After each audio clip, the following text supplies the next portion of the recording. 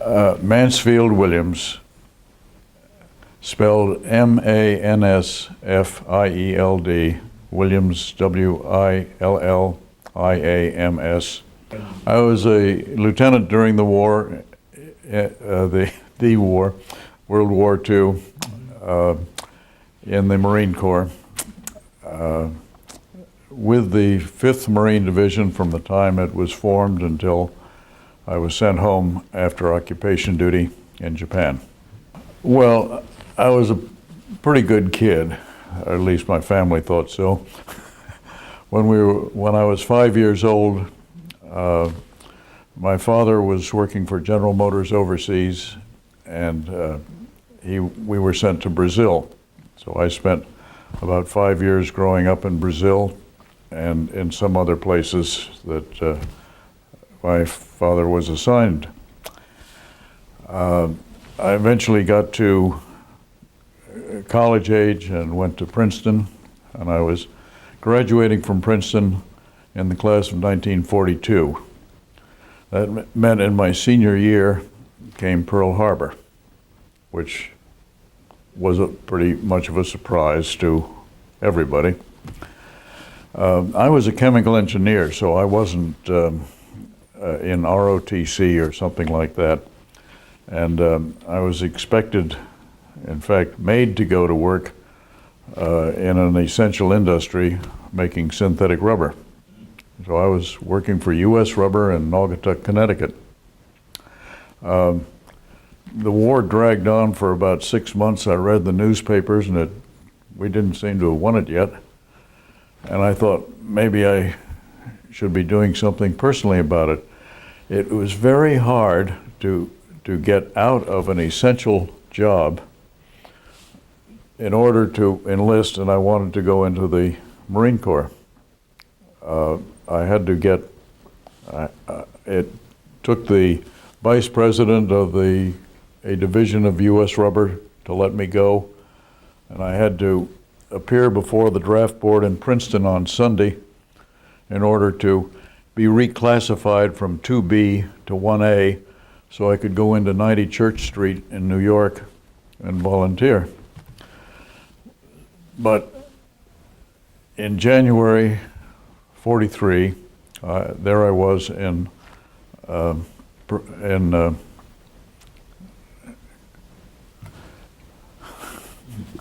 I started to say Pearl Harbor, Paris Island.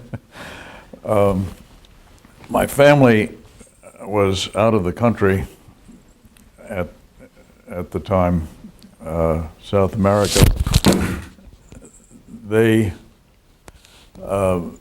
first got word that I was in the service by the letter I wrote from Paris Island.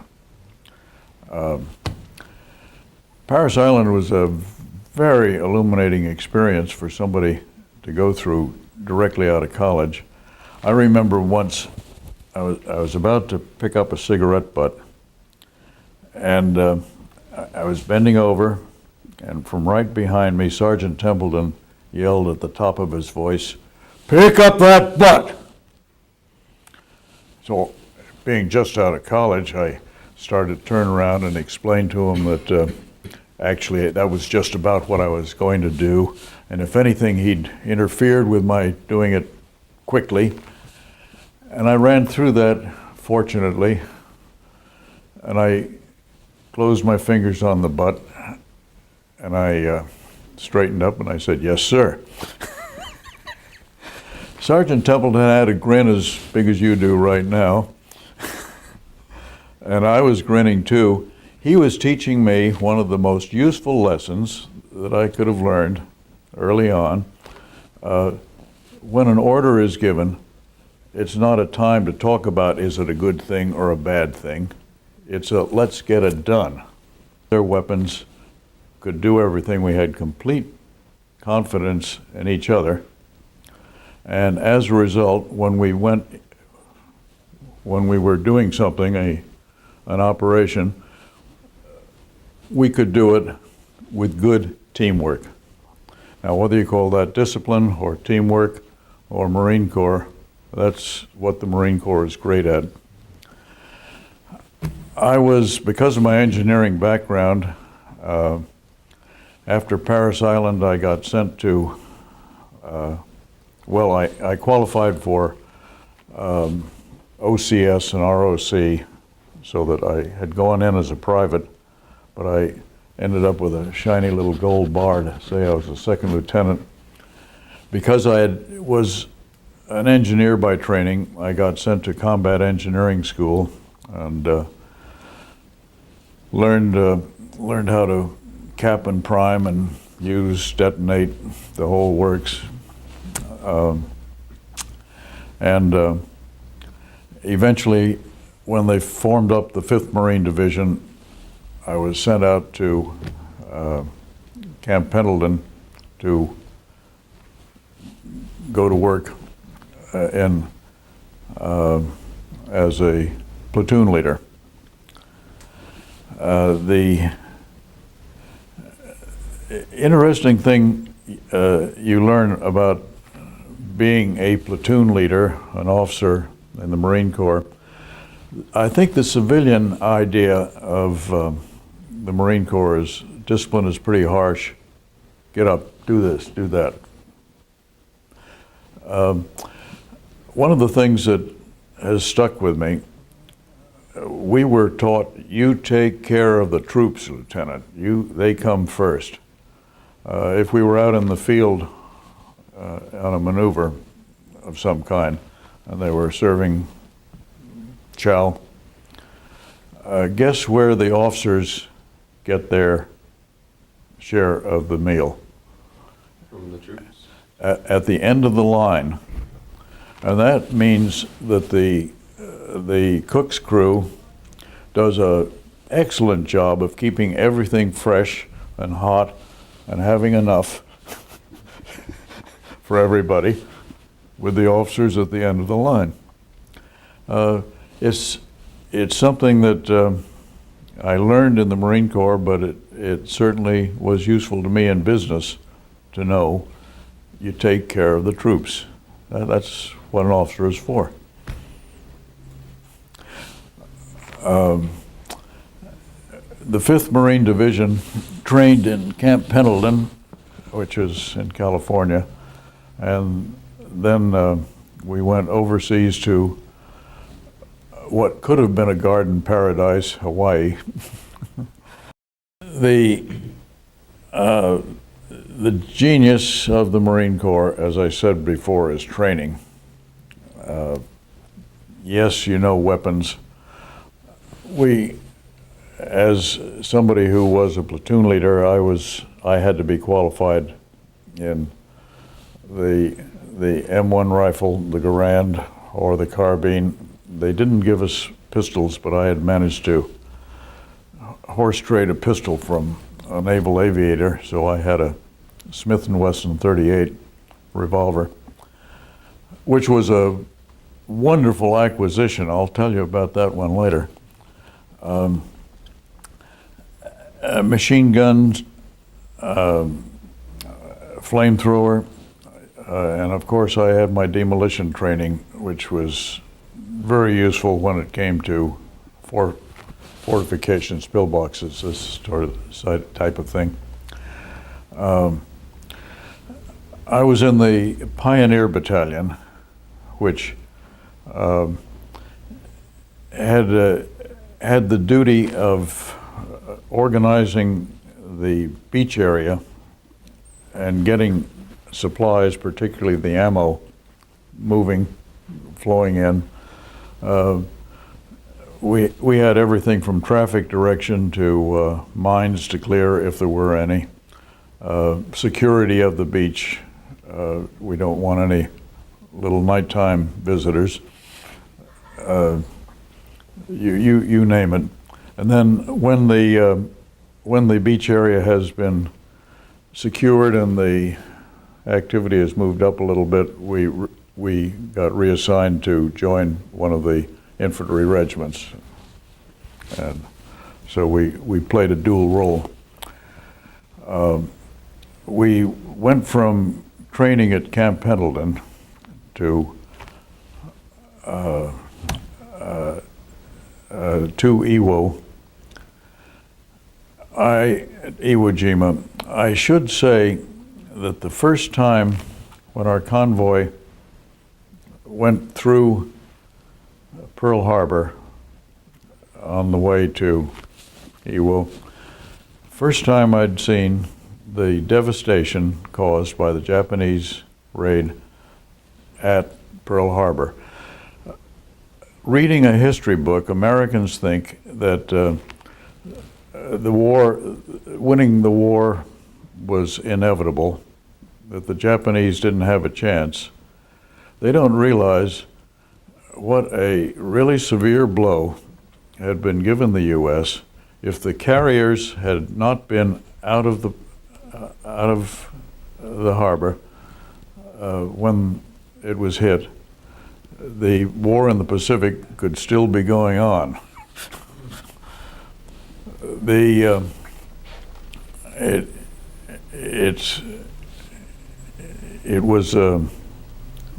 saw the sunken boats, so on.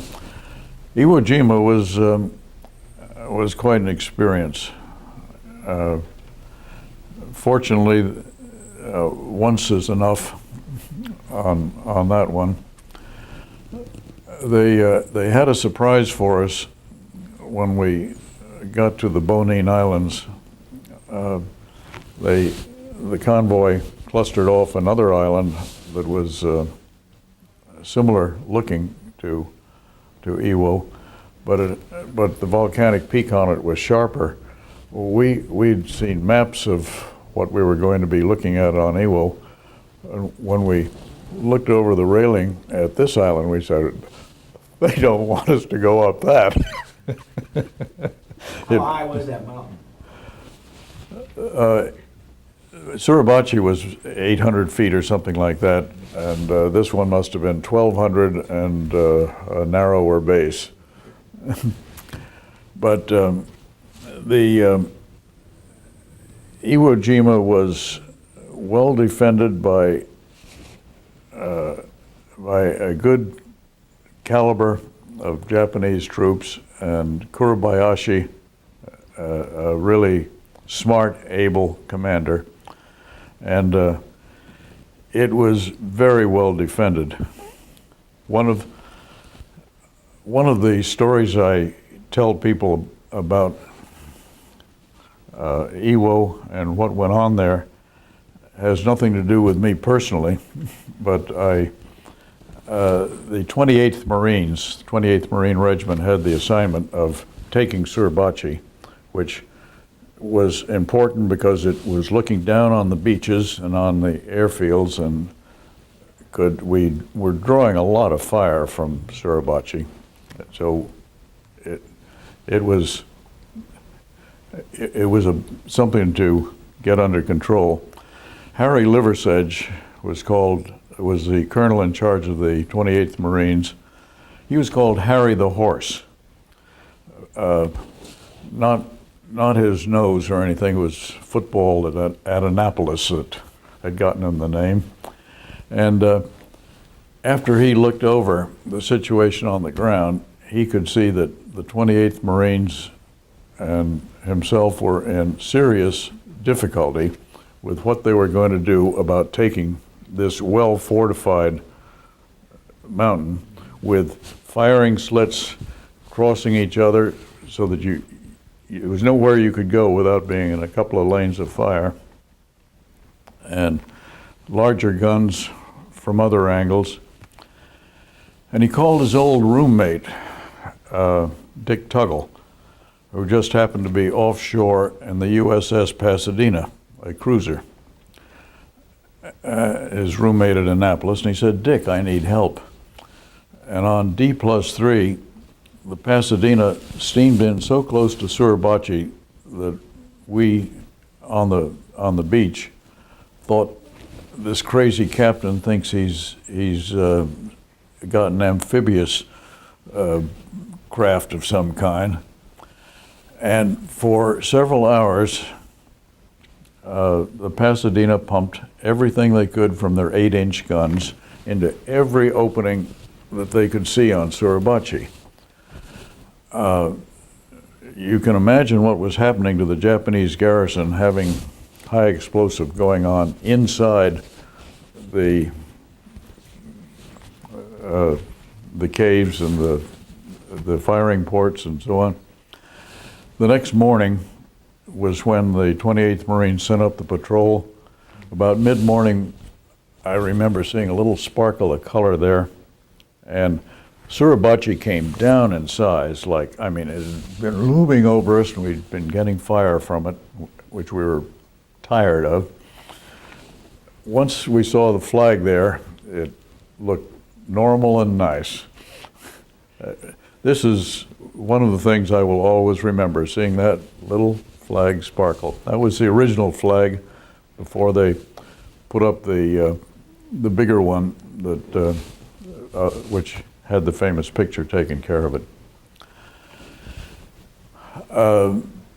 Iwo was a tough operation in every sense, and I think people realize that the two biggest sets of casualties that we had were platoon leaders and flamethrower operators. The Japanese were really doing their best to target this kind of guy. The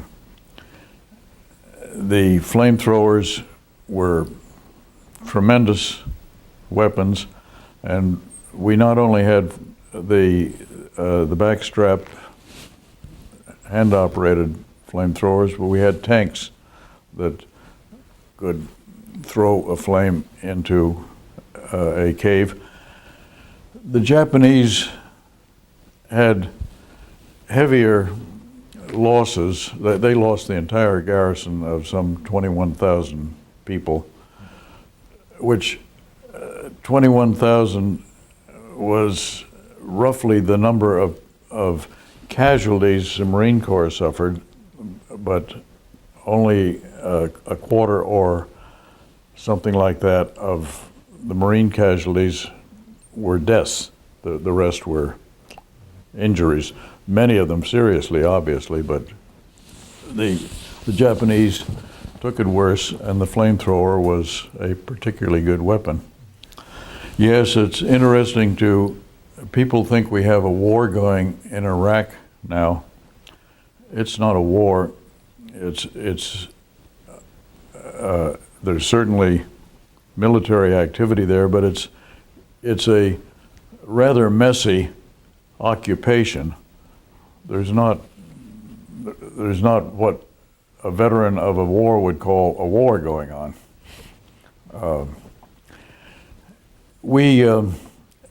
A tank, by the way, one of the times when we were up at the front, we'd been getting some fire from a couple of spots over hillside over there, a couple of 100 yards away. I was lying down next to somebody I picked as a good marksman to put some fire into those holes, and the Japanese, who were better marksmen than we had expected,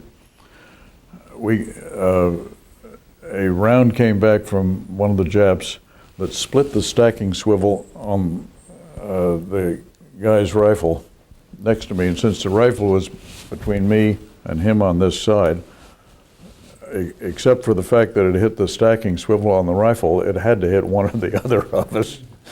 Each of us dragged the other one down from the little ledge we were looking over, thinking that the other one had been hit. We weren't. But we got even later that afternoon when a tank came up, and you could talk to a tank through the telephone kit at the stern of the tank, and I pointed out the places that needed some fire. In this case, the tank didn't use flamethrower. He used a 75 millimeter to put some shells in those spots. Don't get mad, get even. Now, the tanks, could they go either flamethrower or? Yes, but they had to be set up for one or the other. They couldn't alternate in the course of a day.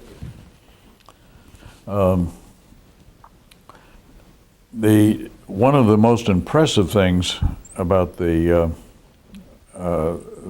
fighting on the island, the reason we had to take Iwo was on the way to Japan. Where we were going, the bombing of Japan was going on, bombers going up from Saipan and Guam in the Marianas to the Japanese homeland. And the Japanese were doing everything they could to discourage the Air Force from bombing up that way. You should have seen the shot up planes that were landing on Iwo while we were still, when the front lines were barely past the airfields. Planes were landing that couldn't make it back to base, and in the Marianas. The Air Force was saying that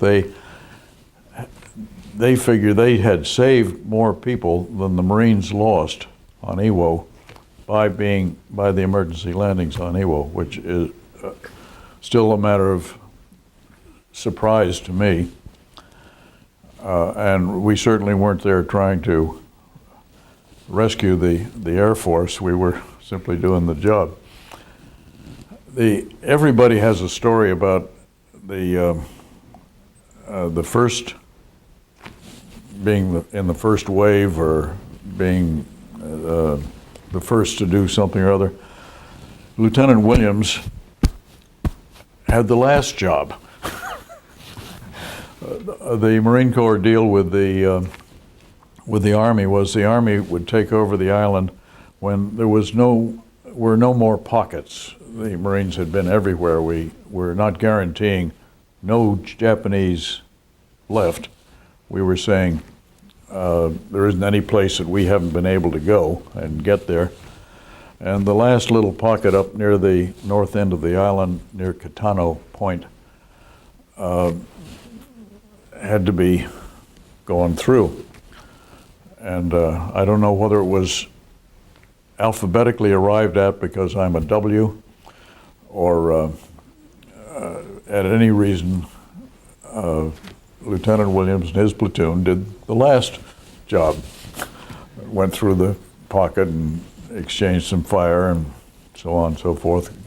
I got to the cliff overlooking the water, called back on the radio to report job done. Just a minute, the colonel gets on the box and says, "Lieutenant, can you put your foot in the water?" "No, sir. It's down 100 feet below me. There's a cliff." So there's a little jabber going on back at headquarters. He says, "Can you see any Navy ships out there?" "Yes, sir." Well, the point of what I'm about to say is they don't make colonels in the Marine Corps just because they're good looking or played football at Annapolis. He was checking to see if the lieutenant had actually gotten all the way through. He said, "What are the numbers on the Navy ships, Lieutenant?" So I told him what the numbers were, and yes, they checked. Come on home. Our reward for that, there were trucks waiting for us when we came back a quarter of a mile. They took us down to the shore, and we were the first to go ashore in our transport.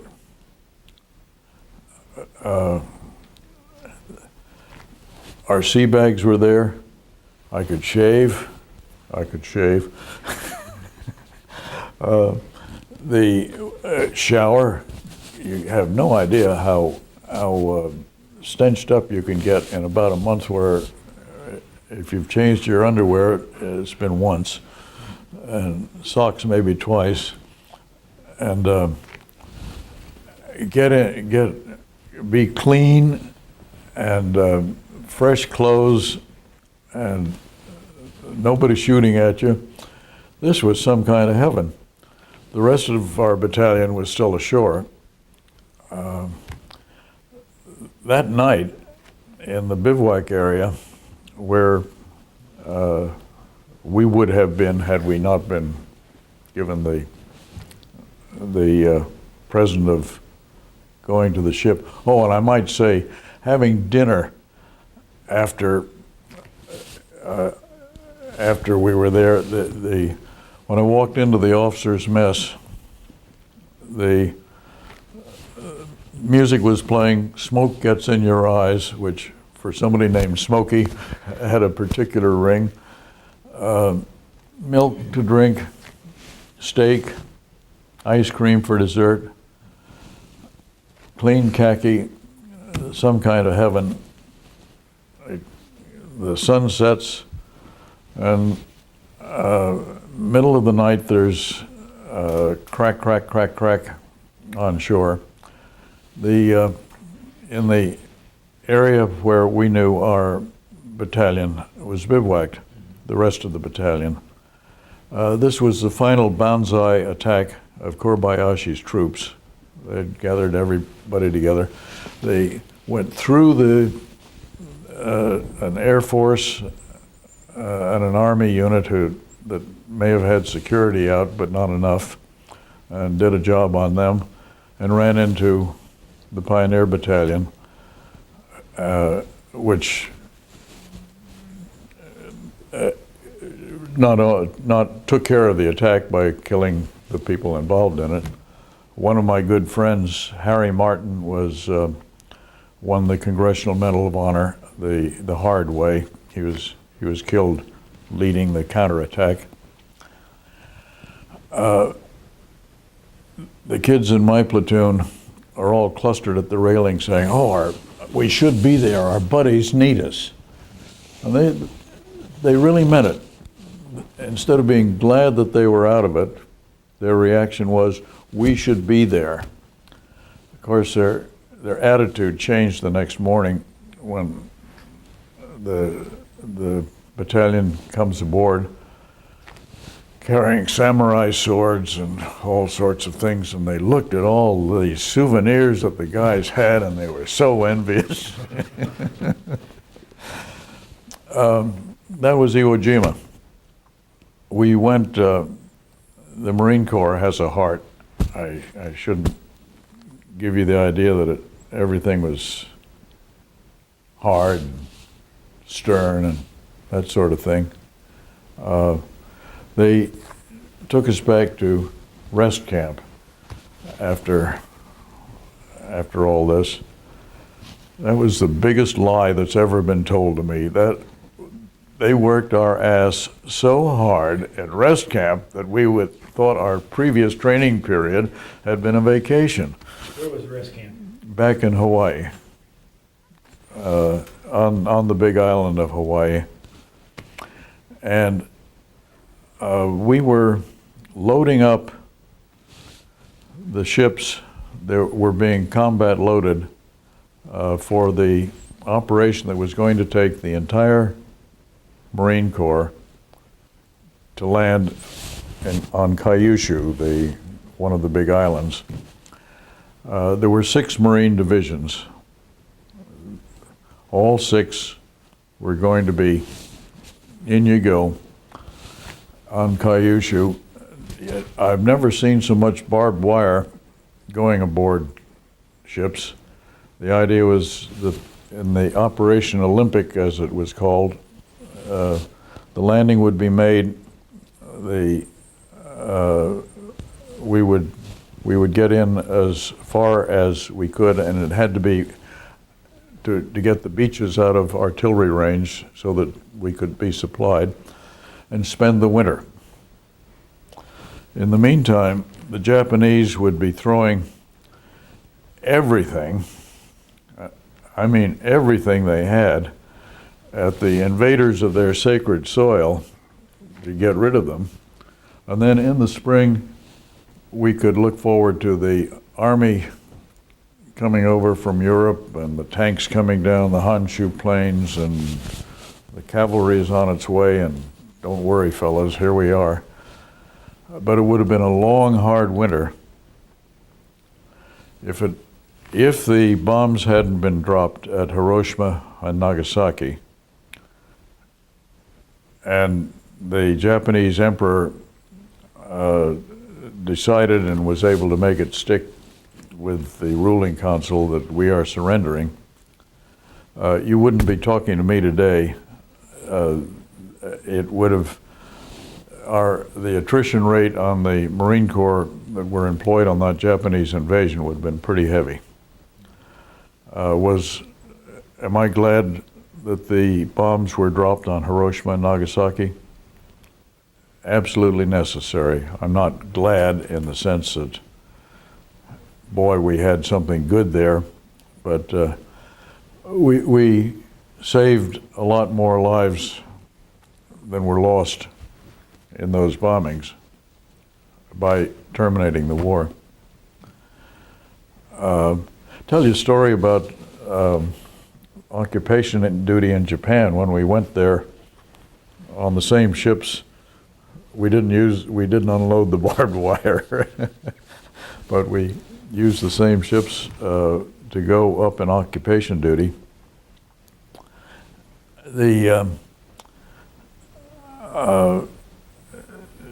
For some reason, the Marine Corps got things backwards. Instead of having me called to do something last after everybody else had done it, this time Lieutenant Williams and his platoon had a first.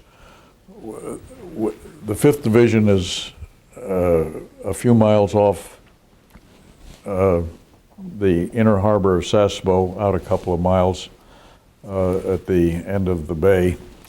And Lieutenant Williams and his platoon get sent in to check to make sure that the unloading area is clean and satisfactory. No surprises. Fine. The surprise came when I was told no ammunition. And sir, you can't mean that. I finally ended up being able to take some rounds from my pistol, and I was told, Lieutenant, shoot one round and you'll spend the rest of your life making big rocks into little rocks at Portsmouth Naval Prison. I could not believe this. Sending in a Marine platoon into just surrendered Japan without ammunition. We get to the docks. There are a few policemen saluting smartly. Nobody else around. I have patrols do a job. The area is clean. We spend the night with security out. Yes, thank you.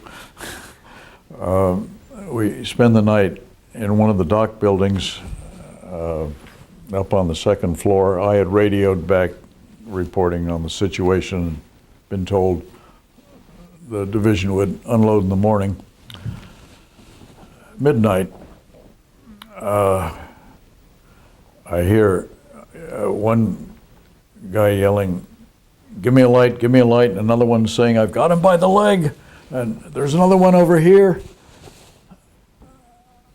And there was a scrambling and a noise, and lights come on.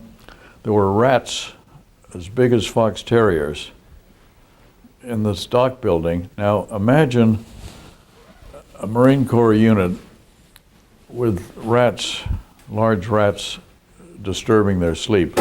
Can you believe that I would have had enough control enough fire discipline so there would have been no shots fired.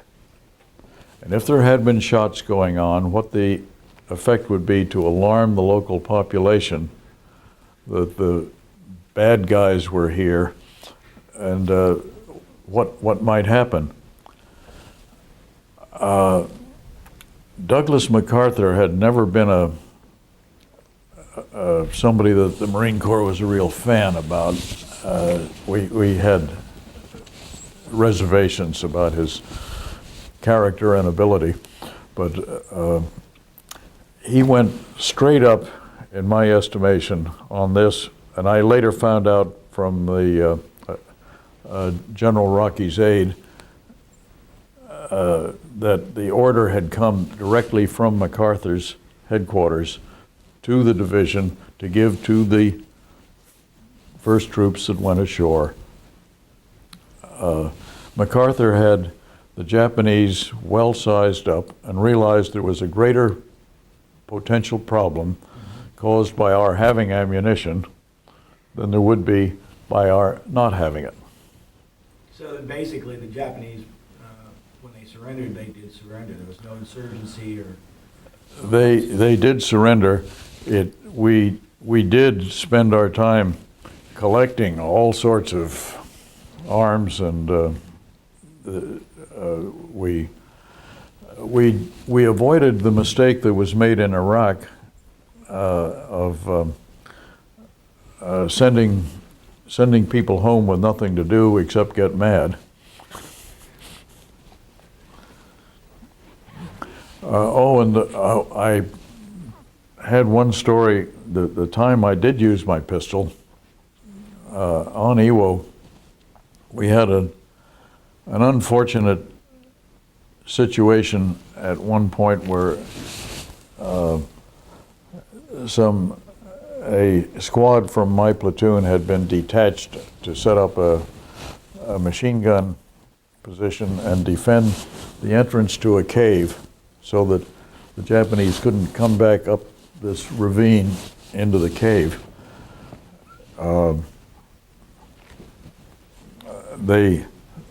They weren't technically under my command at that point. They'd been set up with by the company commander, and there's some firing and noise over there, and I take off to look at it, look down over the edge of the scully, and they have a couple of casualties, and they've gotten fire from the people in the cave. Well, it would occur to you right away to shout helpful advice from the top of the gully, throw in a couple of grenades and rush in, and they weren't in any condition or position to do this. And so I had what I would call a moment of reluctance. It wasn't that I wanted to get my ass down there myself, but it was obviously necessary, and I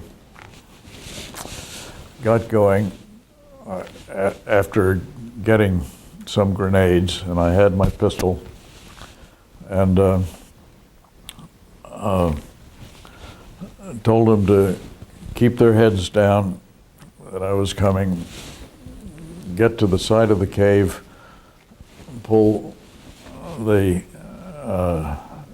pin from the grenade and let the handle fly. And it takes 1, 2, 3, 4, 5 before it'll go off in your hand. So I waited until 3 to throw it in, not to give the guys inside a chance to pick it up. And then I waited about 20 seconds until they might be threw the second one in, and then I went in and shot at anything that I could see in the way of a moving shadow. And having instructed the kids to pick up whoever was hurt, Tex Weaver that had been killed, after whom a Navy ship was later named, by the way. Just get out of there in good order while I was in there discouraging people. I still have that pistol. I met my wife after the war when I returned to college to do some graduate work, and Peggy had been in the waves as a flight control operator. In fact, the reason she's not here watching this today is that she's afraid that everybody would be on her to be taped herself, which I think would be a very interesting story. So I had no family at that point. I did stay in the Marine Corps Reserve for some years after I wasn't honorably discharged until 1956. And by then, we had a growing family, and I decided that being in the reserve was no longer appropriate. I ended up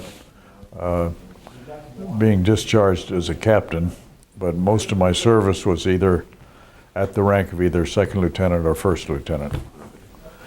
My honorable discharge, I went on inactive duty as a reserve at the end of the war in '46 when I returned to college for some graduate work.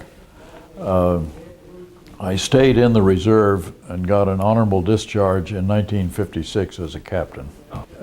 But by that time I had accumulated a family, and in 1956 I was 35 years old. And there didn't seem to be the point of being a military reserve any longer. You have to be the right age to do the right thing. I had always been interested in military activities, but I wasn't. But as a life and a career, no. The two institutions that I'm fondest of are Princeton, where I went to college, and the Marine Corps, and they're both like clubs. If this was early November, November 10th, for instance, is the Marine Corps birthday, it's normal and not surprising for one Marine or ex-Marine to greet another, and there's no such thing as an ex-Marine, they're all Marines. Happy birthday is what you say, and people that aren't in on it look at you and say, what are you doing? Happy birthday. I learned a lot from the Marine Corps, and at least as much about life, more about life, and at least as much as I learned at Princeton. And those are the two formative influences I've had in my life. Fortunately, I learned enough so that I completely surprised my mother-in-law and turned out to be a son-in-law that she was very fond of. I was a chemical engineer, and when I returned to Princeton after the war, I earned a master's degree after having graduated in '42. I was working in chemicals and plastics for 20-odd years, and that was my career. I realized that I was a vice president of a division, and I was doing a good job career-wise, and I didn't know really what a dollar meant, how the financial side figured in. Technical, sure. Marketing and sales, sure.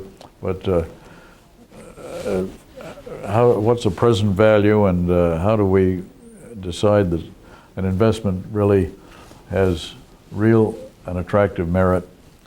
And I ended up making a U-turn people called it a mid-career switch. It was later than mid-career. I got a PhD in economics at Rutgers, which was close to our Tenneco office in New Jersey, 5 minutes away. I ended up going to college full-time for a PhD in economics and ending up as a professor of finance and teaching down here at Florida Atlantic. I knew so little about what all this formal stuff, economics and finance and accounting and money, and I thought it all meant the same thing. They mean quite different things. You learn why and why it's important. I wish I'd discovered the teaching sooner. I really enjoyed the teaching. But that's a long way around coming back to what did I learn from the Marine Corps. Enough about life so that I know what I can do and I know what I can't do. And I also know that if I could do it and should do it, I'd better get my ass moving. I learned about English. Sergeant Templeton, our drill instructor, did not use four-letter words. Now, I fucking well know the vocabulary just as well as you do, but he didn't have to describe this sort of thing. If he was looking at your rifle and there was a spot of dust on the front sight, he'd say, "Do you call this rifle clean?" And you know, that was a very effective way of presenting the thought that you could do better. I've found that I don't, in my general speech, I don't find it necessary to use a lot of short, pithy words. I can express myself using English, which has a lot of possibilities built into it. I think the war was won by the 18-year-olds in terms of the average age of the enlisted men, of the privates. The people that really count in the Marine Corps, as far as how it runs and how successful it is, are the NCOs, the sergeants, and they were older and would be run older than the lieutenants. We used to joke that the size of a platoon was 42 men and a boy, the lieutenant. Well, during the war, we did have some, there were people that had volunteered that were family men and older, that were in their, we considered them pretty old when they were in their 30s. And there was Brian Moonkoch, who was on the young side. He'd been a zoot suiter from Peoria, Illinois, and he just lied his way in because he wanted something to shoot. So we had quite a stretch, but the 18-year-olds as a group, there were probably a larger number of them, and then all ranges. We did have a thoroughly literate group. You knew that everybody there could read instructions on stripping and assembling a weapon, for instance.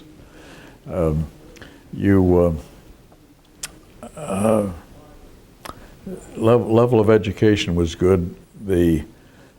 we didn't have any draftees. They were all at the time of that I was there had enlisted, had chosen the Marine Corps. This, of course, is a big advantage. If you don't like it, sorry about that, Mac, but you chose it.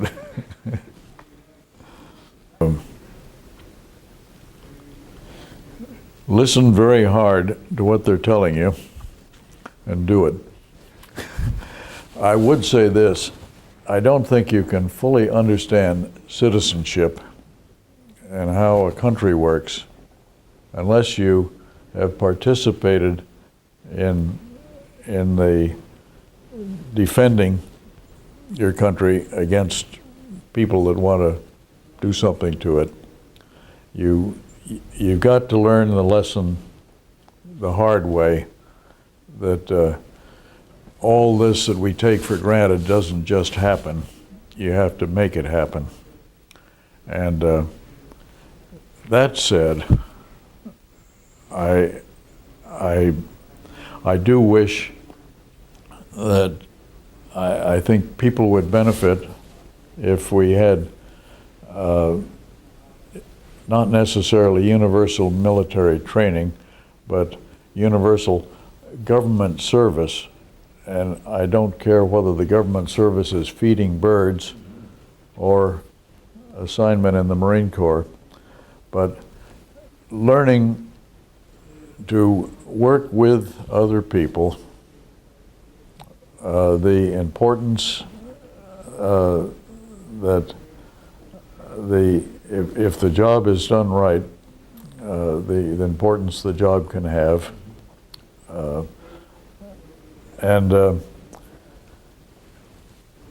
as I say, I felt I learned more from the Marine Corps than anything else about life and people. So I'm happy to have been a Marine and remain a Marine.